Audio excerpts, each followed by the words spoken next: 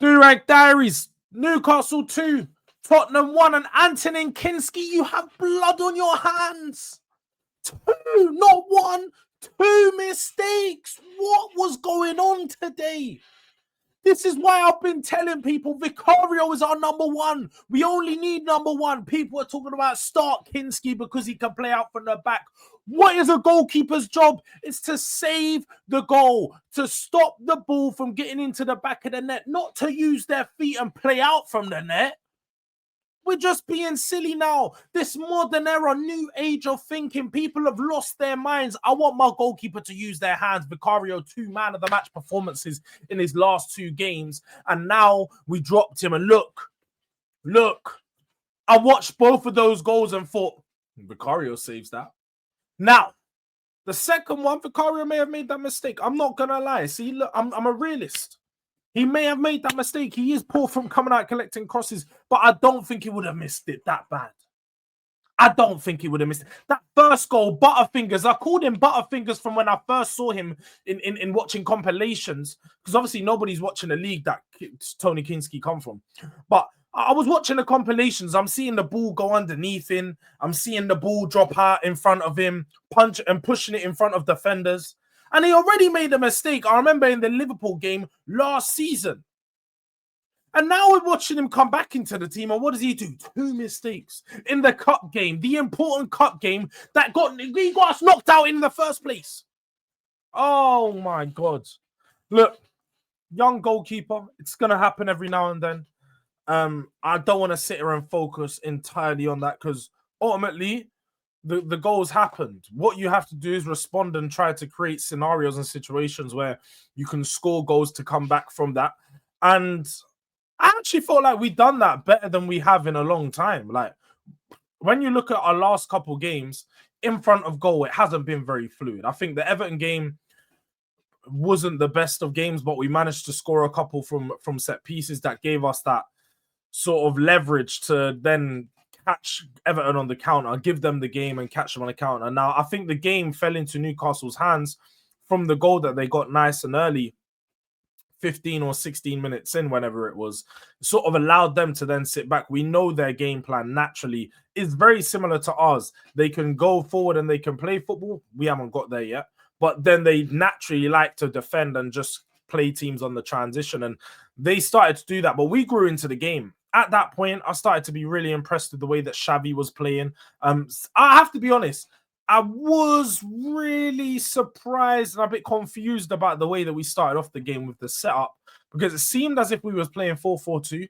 That's the only way to describe it. It looked like a 4-4-2 in possession anyway, where we had our flat back 4, Paulinho obviously in the center with Danso, which I felt like they gave up a few situations today. And I think naturally, when you're playing a centre-back pairing that isn't so used to playing together, their positioning isn't going to be the best. So there was a few times when Newcastle found themselves through or across, sort of fell to a player, and you would have expected one of them to mark them. And we was lucky not to concede from that. But when we was in possession, we had Bergvall out on the left.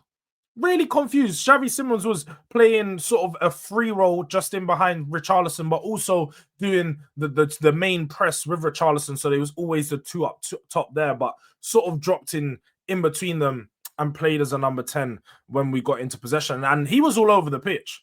When I look at his heat map, he pretty much had the majority of the ball down on the right-hand side as opposed to the left, where he usually has most of his fun. And that sort of helped him get into the game, because most of our stuff and our best play does come down that right-hand side. And he seemed to combine well with the midfielders. I think it helped as well playing with Pap Sarr and Bergvall in there, because he had 2 players to bounce off that can actually move the ball pretty well. And I felt like they actually done well, created a few situations. I felt like we could have scored a few times. Definitely a big chance fell into the box for Richarlison. And I just don't know what he was doing. It was bad timing of the run. It was just, he's always in the wrong position. I apologize. I should not have said he's a better striker than Gabriel Jesus. He's terrible. I was trying to cope. I'm on the copium team. People know me, man. Sometimes I'm just I'm so deep defending my team that I might say something I'm not supposed to. I might. It happens. You know, like you do it for your family. You might go out, your friend beats up someone, you jump in the fight, you beat them up, and then you go home and find out your brother was in the wrong. It happens. It happens. Now I feel bad because I was like, I should have beat you up with my man, but you have to defend your family. I have to defend my club. And it's what happens with Richarlison. I was just trying to defend my club for making £60 million, and he's awful. He's actually so bad in the box. Anywhere in the vicinity of the area, he's awful. He just doesn't know what to do. No football IQ. He's always in the wrong position. And there was just so many times today. He got on the ball a few times. He had some openings in front of him, and you're just like, please, just like, can you make something happen? No. 4 shots on goal. He had 3 on target, but none of them really tested the goalkeeper. It was like easy saves. So basic. He's so damn poor. And then Brennan Johnson's just... he weren't awful today. I'm not going to lie. Brennan Johnson actually wasn't awful today. But he wasn't good. He wasn't good. Half of his passes in the opposite... Literally 7 out of 15 of his passes in their half. He only completed 7 out of 15. So half of his passes went wayward. He gave away the ball. He gave away the ball. Man lost possession 15 times. Like, what? Bro. This is the problem, is ultimately, we made the subs pretty late. Kudus come on. Mwani come on. But he should have brought Mwani down the middle. By the time they come on the pitch, it was already 2-0. The game was done. The game was done. Newcastle's a team when they're at home, they know how to manage a game. And at that point, that's when they started to bring on, you know, the bullies. Joelinton, we saw as soon as he come on the pitch, what's he doing? He's trying to fight Xavi, trying to fight Kudus. But then Xavi comes in, not having none of it. You know me, I love my players fighting for the badge. He wore the badge on the sleeve and he's showing I'm a fight for it. And he just seemed like he was in his element today. And I know, again, a lot of people are going to say it wasn't enough. It wasn't enough because he didn't do nothing to make us win a game. And that's where I'm at ultimately, innit? Like, if you're not contributing to winning performances, then you're not doing good enough ultimately. But he seemed like he was definitely a lot more in his element. One of the most impressive players for us today. Jed Spence did struggle a bit today. I think he struggled a little bit down that, well, I suppose right-hand side, left-hand side, whichever you want to call it. But he wasn't bad. I don't think he was bad at all. Like, but I think a couple of times, obviously no one dribbles past him, but going forward, when he was on the ball, I was just like a bit underwhelmed. Maybe his final ball wasn't that good.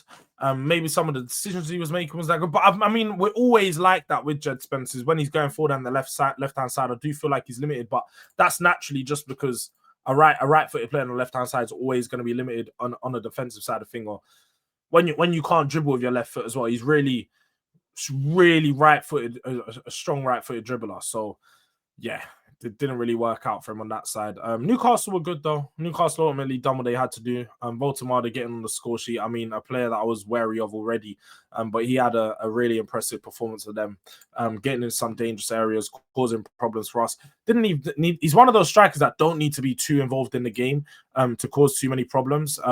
Like, when you watch him as opposed to Richarlison, like, you can see a clear difference. Richarlison he can be involved in the game and still do nothing. But Woltemade was out of the game but still causing issues. And his little 1-2 touches and the give and goes, the positioning, he just knows what he's doing. And I see a real star there. I'll be honest. I really, really rate him. A young player. And to be fair, they got it right with the replacement of Isaac. Like, couldn't have done it any better. And Tonali was just monster today. He was everywhere. Like, I can't even lie. Tonali done his job. Just all over the pitch. Ultimately got an assist from the corner, I believe it was. He got the assist. And he had a good game. Like, it's Newcastle. I think it was always going to be one of these types of games. Like, we were gonna either they were going to score and then we were going to dominate, but then they might get another one on the transition because that's how they play. But they're also good at with the set pieces, and they're very similar to us, but they're at a good level. They've got some players who you could say are a higher level. I think they've got some players that you could really rely upon. Jacob Ramsey was another good one that I was impressed with. But they got experience. That's the one thing. Like I think they mentioned it on the commentary. Like they made a few changes, and their changes you could see wasn't really much of a change to their best level. Like what they're going to bring. Whereas with Tottenham, the changes sort of were to not a detriment, because again, I don't think we were terrible, but ultimately one of the changes in the goalkeeper, it made us lose the game because he made the mistakes where you have Aaron Ramsdale, who was the man of the match, making 6 saves. He won the game for them. So yeah, man, look, we lose, but we're not down and out. So on to the weekend, Chelsea presents a very, very good game to make a comeback and have a statement performance. Hopefully Xavi can use this little game where he had some confidence and, it was a loss ultimately, and take that into the weekend and show that he wants to do something even bigger. So bigger game, bigger platform, back at home. We need a big home win. So let's go out there and do it, man. We need a big response, and yeah, man, let's do it, boys. But unfortunately, this one, we're going to have to take it on the chin out of the cup. No Carabao Cup glory for us this season. The champions, the defending champions roll on. But look, people, big up to everyone for watching in. Make sure you guys are subscribed. We're on the road to 5K, and as you can see, just above me, we're on like our final lap settings. Last 500 to go. So make sure you are subscribing if you haven't already. You can also become a member of the channel by clicking the join button or going to the description, and the link is in there for you. Smash a like on the video, and also let me know your thoughts on the game in the comment section below. But yeah, man, look, people, big up, bless up, and until tomorrow.